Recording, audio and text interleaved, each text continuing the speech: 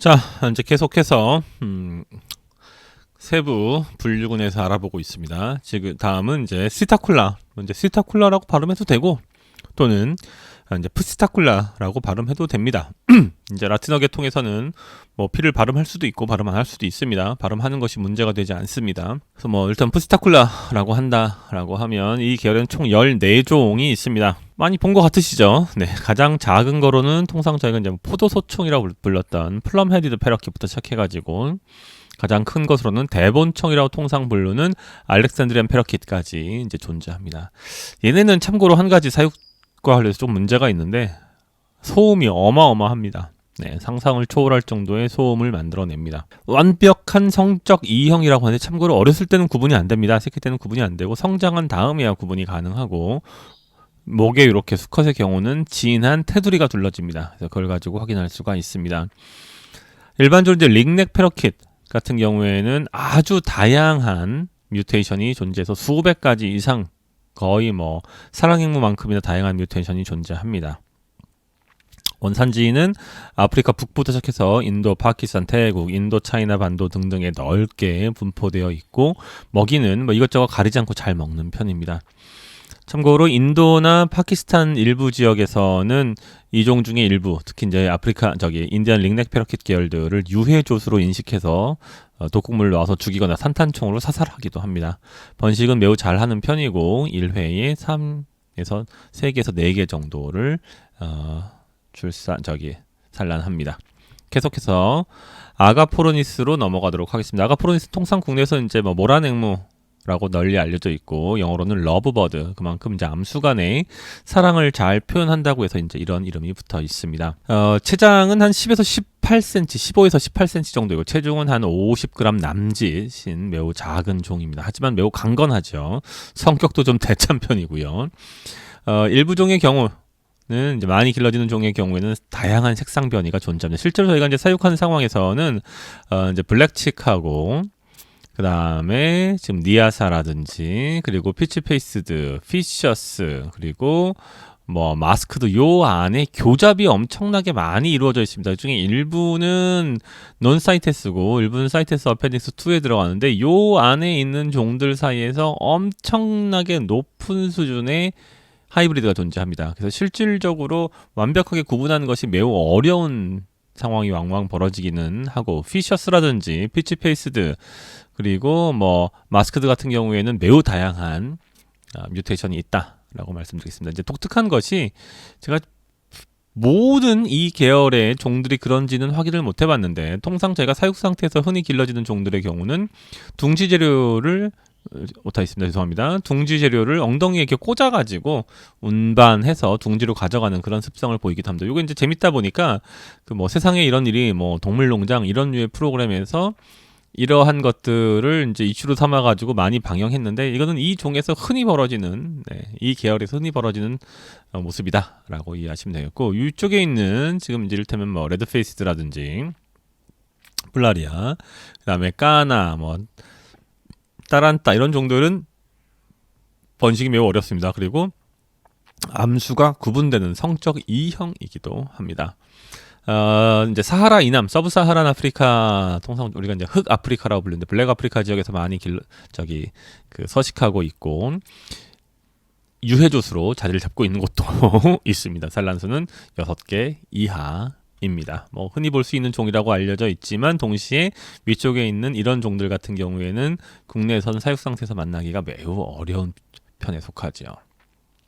자, 로리쿨루스 속 총 10종이 있습니다. 보통 우리가 이제 행행 패럿이라고 알려져 있는데 동남아시아 전반, 그다음에 인도 아들에 걸쳐서 널리 분포하고 있습니다. 뭐 다양한 것들을 먹는데 전체적으로 이름이 로리쿨루스, 로리가 들어가 있죠. 그래서 로리류하고 비슷하다라고 이해하시면 되겠고 산란은 4개 이하. 근데 사실은 러브버드하고 근연 관계입니다. 네. 이름은 로리가 들어 있지만 분류학적으로는 그러하고 재밌는 것은 이제 영어 이름인데 행잉 패럿, 매달린다라는 뜻인데 거꾸로 얘네가 매달려서 박쥐처럼 많이 여기도 지금 보시면 그런 모습이 나타나 있는데 도감상에도 그런 모습을 보입니다. 체중은 매우 작아서 16cm 이하이고 체중은 한 35g이 채 되지 않습니다. 포르프스 정도의 크기다라고 보시면 되고 국내에서 헤잉 패럿이 일부 밀수된 적은 있지만 사육 상태에서는 뭐 제가 보기엔 현재 기준으로 과연 한 마리라도 있을까 싶은 생각이 들고 번식 난도도 매우 높은 편입니다. 먹이를 구하기가 좀 어렵다. 뭐 초파리 애벌레를 먹인다든지 이런 문제들이 있었던 걸로 제가 기억을 하고 다만 이제 워낙 고가이고 희귀하기 때문에 이런저런 여건상 대형 앵무를 사육할 수 없는 이들을 위한 대안이 되지 않을까. 장기적으로 국내에서도 충분히 에비컬처 내에서 가치가 있는 종이라고 판단합니다. 자, 이제 중반 넘어가고 있는 것 같고 이제 중요한 종이죠. 프시타쿠스 에리타쿠스. 네. 회색 앵무 아프리칸 그레이 패럿입니다. 두 개의 아종이 존재합니다.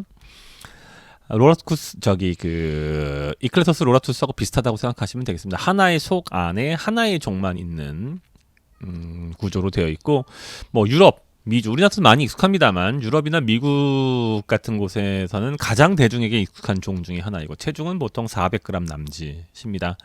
어린 개체 같은 경우에는 이제 홍채가 흑색을 띠게 되는데 성장하면서 황색으로 변하는 특성이 있다. 뭐 이런 계열들이 많이 있습니다. 이런 식으로 눈의 색깔이 변하는 경우들이 많이 있고 팁내가 조금 더 작은 편인데 이 팁내 아종 같은 경우에는 체중이 350g에 불과합니다. 한 50에서 100g 정도 차이가 나고 꽁지 색깔이 지금 보시면 차이가 나죠. 여기는 빨간색이고 여기는 짙은 밤색 또는 뭐 짙은 다홍색 정도로 보시고 부리의 색깔에서도 성장을 했을 경우에 차이가 있다라고 볼 수 전체적으로 좀 이렇게 탁한 느낌이라고 이해하시면 되겠습니다. 물론 요 프시타쿠스 에리타쿠스인 숙명 아종이 더 흔히 그다음에 많이 널리 길러집니다. 아프리카 같은 경우에는 이제 아프리카 남쪽은 가본 적이 없는데 중부에 흔히 서식하는데 그 지역에 있는 도심에서도 야생 개체군이라 이제 뭐 예를 들어서 맷비둘기 있는 것처럼 볼 수 있다라고 하고 야자 열매를 좋아하고 다양한 종자류를 먹는다. 기름이 많은 것들을 좋아합니다. 산란수는 3개 이하입니다. 자, 포이세팔루스 제가 아주 개인적으로 좋아하는 종입니다. 비교적 조용하고 번식도 잘하고 체구도 그렇게 크지 않습니다. 이제 케이프 패럿이 가장 큰 편이고 나머지는 전체로 체중이나 체구가 매우 작은 편입니다. 흑아프리카 즉 서브사하란 지역에 널리 분포하고 있고 뭐 다양한 먹이를 즐겨 먹는 편이고 그다음에 2개에서 4개 정도 산란을 하는데 일반적으로 한두 마리 정도가 이제 잘 커나고 저희 같은 경우에는 이제 현재 있는 쌍들이 매우 번식을 잘해서 뭐 연간 한 8마리 정도 물론 이제 핸드피딩을 했을 때까지 산란해서 정상적으로 완전히 커 나오기도 합니다. 우리나라 같은 경우에 이제 아파트 거주 환경에 매우 적합한 종이다. 심지어 이제 소형 마이어스라든지 이제 마이엘이라고 하죠. 또는 뭐 기타 더 작은 종들의 경우에는 세네갈 같은 경우에는 얼마든지 루펠스도 마찬가지고 아파트에서도 번식을 시도해 볼 만하다. 뭐 수십 쌍을 키울 수는 없지만 서너 쌍 정도는 가능하다라고 말씀드리겠습니다.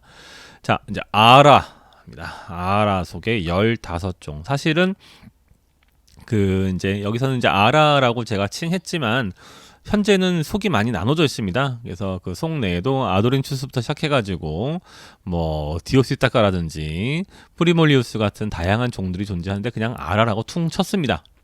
이제 이 아라 계열 같은 경우에는 이제 메커우를 의미합니다. 전체적으로 부리가 체구에 비해서 크고 매우 강하고 꼬리가 긴 편입니다. 일반적으로 체구가 이렇게 큰 앵무류들은 꼬리가 짧고 넓은 편인데 이 메커우 계열은 전체 종의 크기와 관계없이 꼬리가 깁니다. 일반적으로 아마존을 중심으로 서식하고 있고 식물성 먹이는 무엇이든지 잘 먹는데 사육 상태나 야생에서도 종종 곤충이라든지 심지어 다른 새나 또는 양서 파충류를 잡아먹는다는 이야기도 전해져 옵니다. 뭐 전해져 온다는 게 실제로 관찰된 겁니다. 보통 최대 3개 정도의 알을 낳는 편이고 재주를 잘 부려서 동물원에서 많이 각광을 받고 있는데 재미있는 거는 발음은 그렇게 명료하지 못해서 이런 정도 수준의 발음 뭐 기껏 해봤자 그 몇 가지 단어를 하는 정도 불분명해라고 알려져 있습니다. 개인적으로는 저는 대형 메커는 별로 안 좋아합니다. 너무 불이 힘이 세다 보니까 다루기가 워낙 힘들어서 중소형 정도의 메커라면 얼마든지 길러볼 만하다. 번식을 아주 잘합니다. 전반적으로. 자, 큰 것 같다 갑자기 작은 거로 줄어드네요. 네, 이제 포르푸스로 들어가 보도록 하겠습니다. 포르푸스는 이제 페럴렛이라고 국내에 보통 알려져 있고 총 7종이 존재하고 뮤테이션도 매우 많습니다. 체중은 최대한 38g 정도로 매우 작은 편이고 체장도 물론 작습니다. 아마존 지역에 널리 번식하고 있고 안데스 산맥에도 일부 서식을 합니다.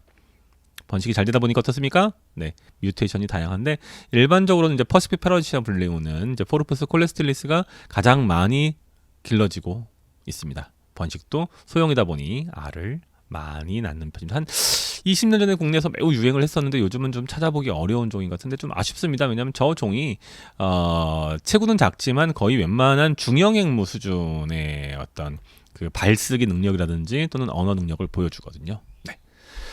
자, 피오니테스 속입니다. 두 가지 종이 널리 알려져 있고 아종은 전체 한 5가지 정도가 있습니다.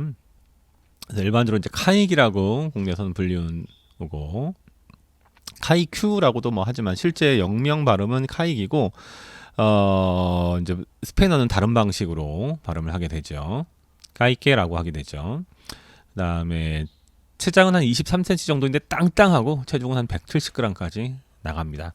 아마존 지역에서 널리 번식하고 있고 그다음에 뭐 이것저것 다 잘 먹습니다. 잡식성으로 정말 잘 먹고 산란수는 보통 최대한 4개 정도. 번식이 매우 잘 되기 때문에 국내에서 아마 빠르게 개체수가 늘어날 것으로 기대가 됩니다.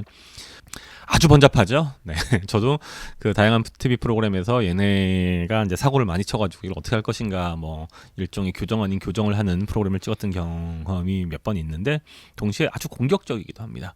사람들은 보통 이 녀석들이 가지고 있는 그 이제 일종의 광대 같은 재밌는 그 행동들에 많이 매료되게 되는데 그건 다시 말하면은 겁이 없다는 얘기거든요. 그래서 애증의 새다라고 저는 말씀드리고 싶습니다. 포이세팔루스 계열이 매우 조용하고 그 다음에 섬세한 어떤 그 숙녀 같은 느낌이라면 이 녀석들은 악동이라고 부르고 싶습니다.